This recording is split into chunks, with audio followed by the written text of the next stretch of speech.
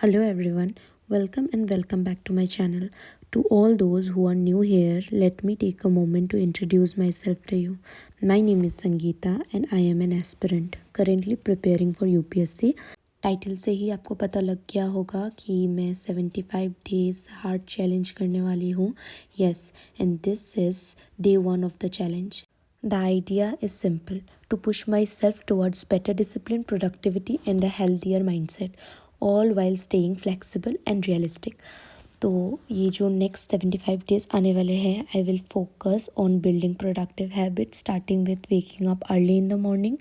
मैंने अपने 2025 के जर्नलिंग में ही रेजोल्यूशन लिया था कि ये साल जो होगा इसमें मैं अपने कंफर्ट जोन से बाहर निकलूँगी कैसे भी करके. I want this challenge to be motivating but not too rigid because it's my first time trying something like this and it's okay to adjust as we go along, right?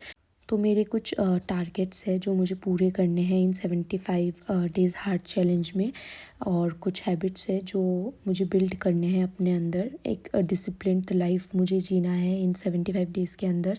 मैं आपको बताऊंगी ये 75 hard days challenge का मतलब significance बताऊंगी, लेकिन इससे पहले मैं आपको बता देती हूँ कि अभी जो व्लॉग्स होंगे वो हफ्ते में 2 दिन आएंगे. जैसे फुल व्लॉग्स आते ही है मेरे, तो वो व्लॉग्स तो मैं डालूंगी जिसमें मेरे 75 डेज़ चैलेंज तो रहेगा ही, और साथ में मैं रोज़ अब से शॉर्ट्स भी डालूंगी जिसमें आई विल बी शोइंग कि मेरा डेली कैसे स्टडी रूटीन चलता है जा रहा है. मेरा टारगेट रहेगा 12 से 15 आवर्स तक स्टडी करना. एंड डोंट वरी, मैं प्रॉपर स्लीप भी लूँगी क्योंकि मुझे पता है कि अगर हम स्लीप के साथ कॉम्प्रोमाइज़ करते हैं तो बॉडी के साथ भी कॉम्प्रोमाइज़ होता है. That's why I will take proper sleep. At the same time मैं हेल्दी रहने के लिए एक्सरसाइज भी इंक्लूड कर रही हूँ इसमें. आज मैंने नहीं किया, लेकिन नेक्स्ट व्लॉग से आपको दिखेगा कि मैं एक्सरसाइज भी करूँगी. Okay, so now let me tell you why this 75 day hard challenge, like what is the significance of it. So this challenge is a mental and physical discipline program designed to push individuals out of their comfort zones and build habits that lead to long-term personal growth. It is not just about physical fitness, जो हम देखते हैं ना कभी कभार कि जब भी 75 हार्ड डेज चैलेंज आता है तो फिटनेस का ही वीडियोस आ जाता है बहुत सारा. सो ये सिर्फ फिटनेस के लिए नहीं है, but also about strengthening your mind, improving consistency and fostering self discipline. Okay, इसके बाद रिसर्चर्स का मानना ये है कि it takes approximately 66 days to form a habit. तो इसको अगर 75 डेज तक हम और एक्सटेंड करते हैं, it ensures that the habits you develop becomes a solid part of your lifestyle. ज़्यादातर इससे चांसेस होते हैं कि हमारे जो ओल्ड पैटर्न्स है लाइफस्टाइल के वो रिपीट ना हो, वो लाइफ में वापस ना आए, जो मतलब हमारे हैबिट्स है जिससे हम गेट रीड करना चाहते हैं. एक रीज़न ये भी है इस चैलेंज को करने का कि मैं कंसिस्टेंट रहने में बहुत स्ट्रगल कर रही हूँ अपने आप में ही. बहुत दिन ऐसे जाते हैं कि मैं कंसिस्टेंट नहीं रह पाती हूँ और मैं बहुत ज़्यादा डिसअपॉइंटेड रहती हूँ खुद से. इसीलिए मैं चाहती हूँ कि ये कंसिस्टेंसी मुझे कैसे भी करके मेंटेन रखना ही है. जब इस चीज़ के बारे में थॉट आया तो मुझे बहुत डर लगा था सच में पहले तो, कि व्हाट इफ़ अगर मैं फ़ेल हो गई, व्हाट इफ़ मैं इसको कंटिन्यू नहीं कर पाई, क्योंकि यूट्यूब में अपलोड करूँगी वीडियो और फिर 2-3 दिन किया, एक हफ़्ता किया, 10 दिन किया, उसके बाद छोड़ दिया, नहीं कर पाई, फिर क्या होगा तो, और लोग क्या बोलेंगे, ऐसा बहुत थॉट्स आया मेरे दिमाग में. बट अगर इसी डर से हम इस चीज़ को करेंगे ही नहीं तो हमें पता कैसे चलेगा हमारी कैपेसिटी कितनी है. अक्सर हम डर के कारण ना लाइफ में कुछ स्टेप्स होते हैं जिनको हम नहीं उठाते, और इसके कारण ना हम रिग्रेट करते हैं लाइफ टाइम के लिए. तो ये जो फेयर है ना, this is the biggest enemy of hours. तो हमें क्या करना है, इस फेयर से फाइट करना है. What if I fail, it's okay, मैं इसको कभी फिर से नेक्स्ट टाइम कंटिन्यू करूँगी. ज़रूरी तो नहीं ना कि मतलब मैंने बोला है तो इसको करना ही है. मैं कोशिश कर रही हूँ, this is just a try. मैं इसको पूरी शिद्दत से करने की कोशिश करूँगी. अगर नहीं होता, विल सी क्या करना है, कैसे करना है, पर फ़िलहाल के लिए इसको करके देखते हैं. ठीक है, यहाँ पे मैं अपना इकोनॉमिक्स का भी पढ़ रही हूँ जो कि एनसीईआरटी है, और सुबह मैंने लक्ष्मीकांत पढ़ लिया था जो कि आपने देख लिया था. तो उसको पढ़ने में मुझे, लक्ष्मीकांत पढ़ने में आई थिंक 3 घंटे लग गए थे. हाँ, तो 3 घंटे मैंने लक्ष्मीकांत पढ़ा. उसके बाद अभी इकोनॉमिक्स में करूँगी इसको. और चाय पी रही हूँ मैं. 2 बार आज हो गया मेरा सुबह का चाय. एक बार तो मैंने खुद अपने लिए बनाया था और फिर मम्मी जब उठी तो मम्मी ने फिर से बना के मुझे दिया. तो वही खा खा के मैं अपना पढ़ाई पढ़ रही हूँ एनसीईआरटी, और इसके बाद मैं वीडियोस भी वॉच करूँगी, क्योंकि एनसीईआरटीज़ पढ़ने के बाद वीडियोस इसलिए मैं वॉच करती हूँ क्योंकि बहुत सारी चीज़ें अभी न्यू आ चुकी है और बहुत सारी चीज़ें अपडेटेड हो चुकी है इसी चीज़ से रिलेटेड, और एक्स्ट्रा भी होती है ना, जो कि एनसीईआरटीज़ में कवर नहीं होती। तो इसीलिए मैं वीडियोस देख लेती हूँ। इकोनॉमिक्स के लिए मैं कोई अभी रेफरेंस बुक नहीं फॉलो कर रही हूँ। मेरे पास है रेफरेंस बुक इकोनॉमिक्स के लिए, लेकिन मैं उसको नहीं पढ़ती हूँ। मैं सिर्फ एनसीईआरटीज़ पे रिलाई करूँगी इसके लिए, और वीडियोस वॉच करूँगी, और इससे रिलेटेड जितने भी करंट अफेयर्स होंगे, जैसे कि पीटी 365 तो सब करेंगे ही, वही मैं भी करूँगी। इकोनॉमिक्स का मैं एक चैप्टर एक दिन में अच्छे से करती हूँ, और उसको करने के बाद मैंने अपना ब्रेकफास्ट किया। यहाँ पे वो सत्तू के पराठे बने थे।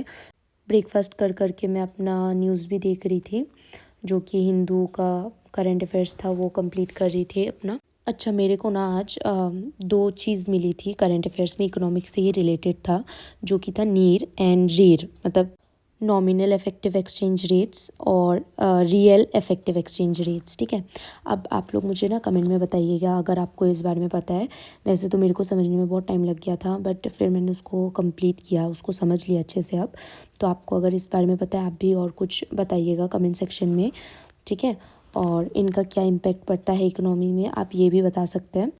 तो यहाँ पे ना धूप निकल गया था, तो मैं बाहर चली गई थी और धूप में पढ़ने लग गई। वही मैंने अपना इकोनॉमिक्स का ही कंटिन्यू किया एनसीईआरटी से, क्योंकि बीच में मैं वीडियो देखने लग गई थी। तो वीडियोस देख के फिर मैंने न्यूज़ देखा, और न्यूज़ देखने के बाद मैं बाहर आ गई और ये इकोनॉमिक्स का एनसीईआरटी कंप्लीट कर रही थी। About myself I feel that I am like a trying rishi. जैसे एक ट्राइंग ऋषि होता है ना, जो मतलब वो ऋषि नहीं होते हैं, but they try, they practice a life like a rishi, जो ऋषि बनना चाहते हैं। तो ऐसे ही मैं एक ट्राइंग एस्पिरेंट हूँ। I am still not an aspirant I feel, क्योंकि ऐसी बहुत सारी चीज़ें हैं जो मैं नहीं कर रही हूँ, जो एस्पिरेंट्स को करना चाहिए। तो वही सब थॉट्स दिमाग में रहते हैं, लेकिन हर एक दिन कोशिश करती हूँ कि एक बेटर इंसान बनूँ।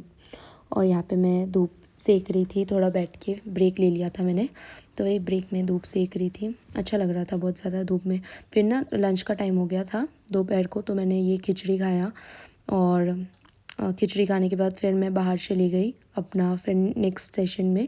तो इसमें मैं करंट अफेयर्स कवर कर रही थी। कोई कन्फ्यूजन ना हो इसलिए मैं आपको बता दूँ, जो सुबह मैं कर रही थी वो हिंदू का करंट अफेयर्स था, जो रोज़ का रोज़ आता है। ठीक है, और अभी जो मैं कर रही हूँ वो ईयरली कंपाइल्ड वर्जन है। ठीक है, करंट अफेयर्स का, तो मैं वो कर रही हूँ, उसके नोट्स बना रही हूँ मैं थोड़े थोड़े। अभी मैंने ना पीटी 365 स्टार्ट नहीं किया है, वो आ गया है, बट मैं ये सोच रही थी कि एक बार मेरा मतलब सिलेबस सारा कंप्लीट हो जाए, फिर ही मैं पीटी 365 पढ़ूंगी। इससे मेरा रिवीजन भी होगा, और साथ में मुझे और ज़्यादा अंडरस्टैंड करने में भी हेल्प होगा, है ना। तो मैंने ऐसा टारगेट बना था कि एटलीस्ट February 15 तक मैं ट्राई करूँगी कि ज़्यादा से ज़्यादा मैं सिलेबस कंप्लीट कर लूँ पूरा यूपीएससी का प्रीलिम्स से रिलेटेड। उसके बाद मैं पीटी 365 स्टार्ट करूँगी। उसके बाद मुझे फिर मॉक टेस्ट भी स्टार्ट करना है, जो कि मतलब टेस्ट सीरीज़ का बुकलेट्स लाई थी, उसी को मैं घर पे बैठ बैठ के टेस्ट दूँगी। हमारे छत पे ना किसी ने ये सनफ्लावर का प्लांट लगाया, तो मेरी नज़र इस पे पड़ी, और इतना ज़्यादा प्यारा लग रहा था ना ये।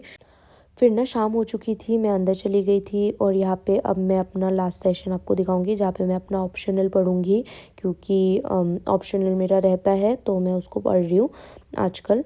वैसे मैंने ना जर्नलिंग आज नहीं किया था सुबह उठ के, तो मैंने सोचा अभी कर लेती हूँ, कोई बात नहीं।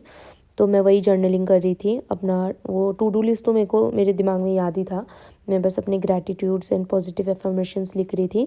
उसके बाद मैं शुरू कर दूँगी अपना पॉलिटिकल साइंस पढ़ना, जो कि मेरा ऑप्शनल है PSIR। यहाँ तक व्लॉग को रख के मैं फिर अपना व्लॉग ख़त्म कर दूँगी, और उसके बाद अगर मेरा मन किया तो मैं CSET आज करूँगी, वरना नहीं करूँगी, कोई बात नहीं, क्योंकि आज ऑलरेडी 12 घंटे हो चुके थे पढ़ाई के।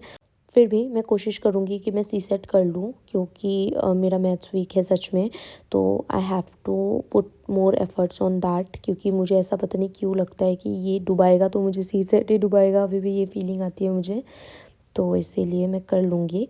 और इसके बाद से अभी जो व्लॉग्स आएंगे, आपको रोज़ मिलेंगे, शॉर्ट व्लॉग्स मिलेंगे जो शॉर्ट्स के फॉर्म में होंगे, और हफ्ते में दो दिन में व्लॉग्स अपलोड करूँगी, वो वेडनेसडे एंड संडे को मैं करती हूँ। ठीक है, वैसे मैं आपको बता दूँ, मेरे यूट्यूब चैनल खोलने के पीछे दो मेरे इंस्पिरेशंस है, जिनको मैं मतलब ज़्यादा फॉलो करती थी, और उनसे मैं रियली बहुत इंस्पायर्ड हुई हूँ। एक है बडिंग एस्पिरेंट, जिन्होंने इसी साल APSC में रैंक 8 ला के प्रूव कर दिया है कि यूट्यूबर्स वेले नहीं होते हैं, ठीक है। वो भी मेहनत करते हैं, it's just a matter of time. And दूसरी मेरी फेवरेट जिनको मैं फॉलो करती हूँ वो है टॉपर स्टॉप। मैंने उनको भी देखा था, उनकी भी स्टोरी बहुत इंस्पायरिंग है, तो उनको देख के मैं सच में बहुत मोटिवेट हुई हूँ। मैं यूट्यूब शुरू करने से पहले इन्हीं की वीडियोस देखती थी और मैं देखती थी कितना प्रोडक्टिव वो लाइफ अपना जी रहे हैं। और मुझे लगता है कि वो जो लाइफ वो जीते हैं ना, वो दिखाते हैं, मुझे नहीं लगता वो सिर्फ दिखाने के लिए दिखाते हैं, वो एक्चुअली में ये करते हैं। और करते करते ना हमारे लाइफस्टाइल में ये ऐड भी हो जाता है।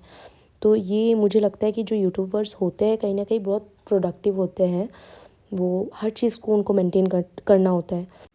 मैं अपना पहले ज़्यादा से ज़्यादा टाइम लोगों के वीडियोस देखने में लगाती थी, जैसे कि कोई भी रैंडम वीडियोस, रील्स, व्लॉगिंग्स, ये सब। और मेरा बहुत टाइम वेस्ट होता था, इससे मुझे हमेशा गिल्ट रहता था कि मैं पढ़ाई तो करती थी लेकिन जो भी मेरा फ्री टाइम होता था मैं इन सब चीज़ों में लगा देती थी।